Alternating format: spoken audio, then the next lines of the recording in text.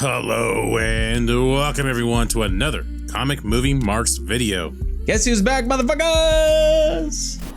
It's been 84 years. Ha ha ha. The DCEU is back. We're going to talk about Jared Leto and Joe Manganiello making their return to Zack Snyder's Justice League for additional photography. Some exciting news surrounding Zack Snyder's Justice League. We are excited to be back. So, according to The Hollywood Reporter, Jared Leto to play Joker in Zack Snyder's Justice League. Exclusive. Jared Leto will be in Zack Snyder's Justice League. We knew additional photography was going to happen, but how many people were going to be brought back? How long will this take? One of the additions now is Jared Leto's Joker. And then an exclusive by The Crap, we have Joe Manganiello will return as well as Deathstroke in Zack Snyder's Justice League and be part of this additional photography as well. So some crazy news that really add to the intrigue that is the Snyder Cut of Justice League. Actors returning to their previous roles. Also in the Hollywood Reporter article, it does mention Ben Affleck, Ray Fisher, and Amber Heard are among those who are also involved. So a lot of the cast and crew and the characters are coming back to film some additional photography, and really lends itself to make you wonder how much more is being added to this gloriousness. Also, according to The Crap, it's called the so-called Snyder Cut of Justice League. What the fuck? You need to shut the fuck up on this one.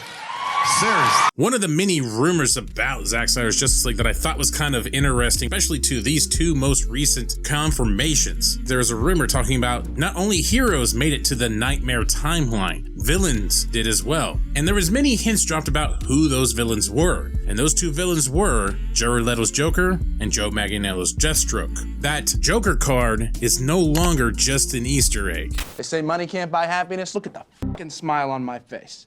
Ear to ear, baby. Also, don't forget that when WB executives started taking full control of Justice League, there was many articles put out. In one of these articles, it was expected that there would be fewer of Mr. Snyder's controversial dream sequences. Is this one of the things that were removed from that original script, Deathstroke and Jared Leto's Joker? Were those one of those things that were removed as a reaction to the Batman vs. Superman criticisms? Depending on who you were talking to, the nightmare sequences in Batman vs. Superman were some of the most confusing aspects to a lot of the mainstream crowd. So those things were chosen to be removed or dialed back in Justice League.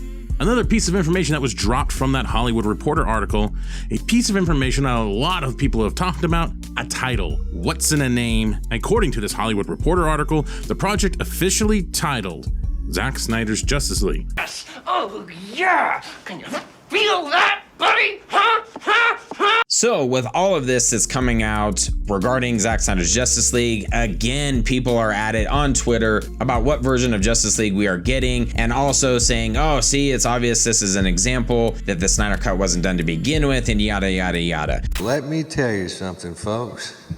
You can't fix stupid. Over at Screen Rant, the main man, Mr. Colbert, wrote an article that summarized this perfectly. The Snyder Cut of Justice League is not the movie Zack Snyder was making when he was replaced by Joss Whedon. He talks about it's become clear that the theatrical cut of Justice League is drastically different from the version of the movie Zack Snyder was working on before leaving. It's now also clear that Snyder's theatrical cut would have been something very different from what we now know of as the Snyder Cut. He also says, however, there's still a lot of confusion over what the Snyder Cut even is and exactly what its contents are, as even some of Zack Snyder's teases don't seem to line up with the general perception of what the Snyder Cut was supposed to be. Now, this is something that Matt and I have talked about ad nauseum, it seems like, but Stephen Colbert has done a fantastic job at bullet pointing some of the key information surrounding this version of Justice League. His first bullet point, there were multiple versions of Justice League. And this is something, especially if you were there at the Director's Cut event, you would recall that there was a completely different version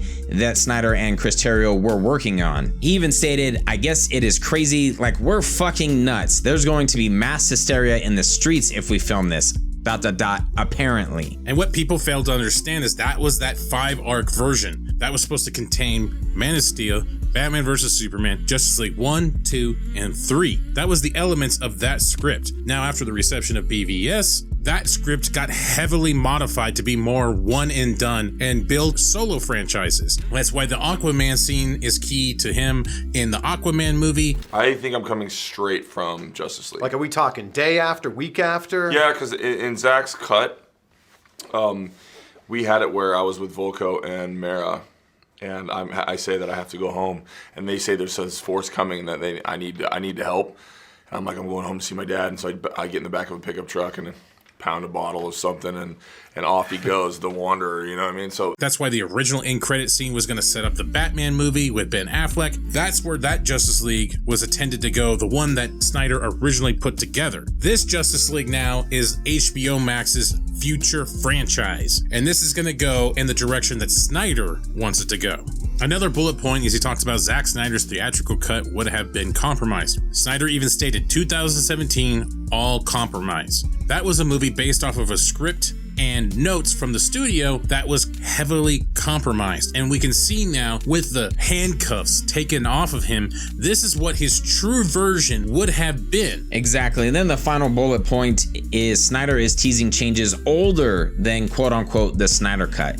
And all the talks of what would/could have been regarding Justice League and the Snyder Cut, the lack of knowledge or definition about what the Snyder Cut even is. Colbert states, without seeing the scripts themselves, there's no way of getting an exact answer, but Superman's black suit is the clearest indicator yet of what Snyder is now pushing. Snyder teased a color change picture of Cavill in the Superman suit, changing it from blue and red to black and silver because a black suit wasn't actually used on set, meaning the black suit would have been an idea from an earlier version of the scripts, at least as early as the first Snyder and Terrio rewrite script. And also something to think about, this is going to be broken out into a 4-episode miniseries and then one long 4-hour version as well. So he has to make some slight alterations to the movie to make it fit into a miniseries form. Also, when it comes to that mini-series, think about the concept of ending an episode with Jared Leto's Joker.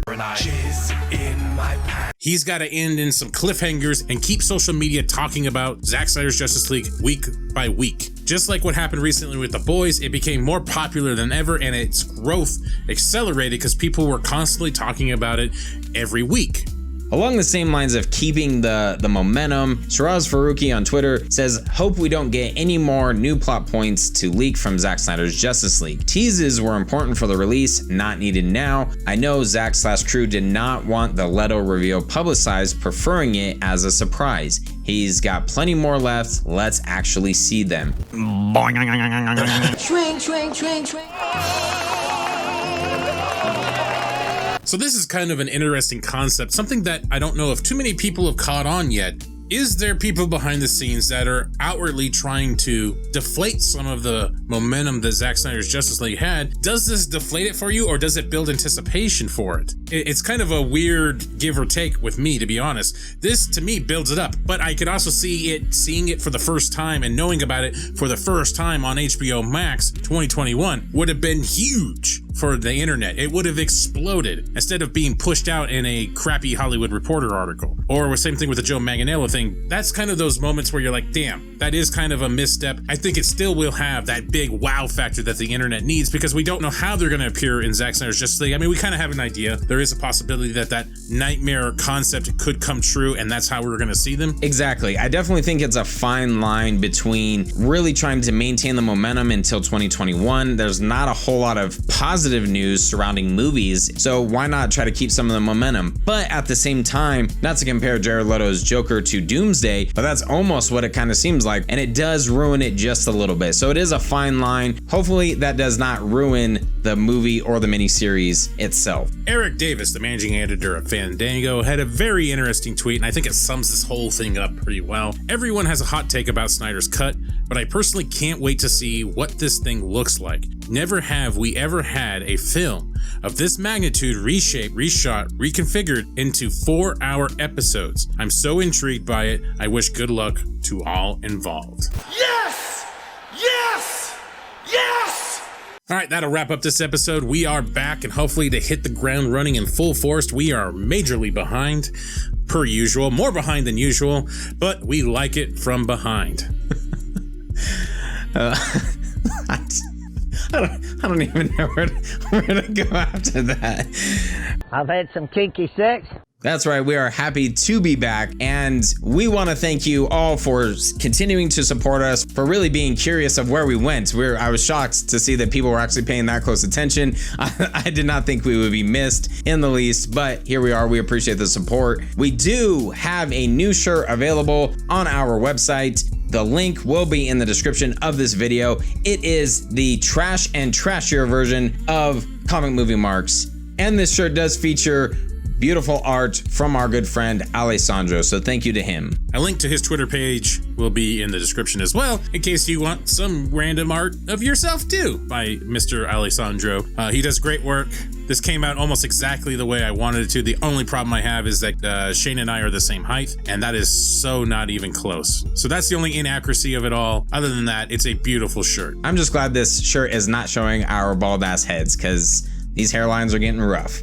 Thank you again to our Patreon supporters and to our YouTube members. We greatly appreciate the support. If you are interested in supporting this terrible channel, please join YouTube membership or Patreon. You don't get much from it, but we greatly appreciate it, and it keeps us in the black, where we finally are. And we want to thank everybody that subscribed, watched this thing. We're having a great year, and this is truly crazy. The way this channel is progressing, and the fact that we're over 5,000 subscribers, I think we're at like 5,300. Who the fuck knows at this point? That just blows us away every day, that people are actually wanting to see us and that our numbers keep going up. Even on the dumbest videos that we have, people are still watching them. Thank you for sharing all of our videos as well. In case I don't see you. Good afternoon, good evening, and good night.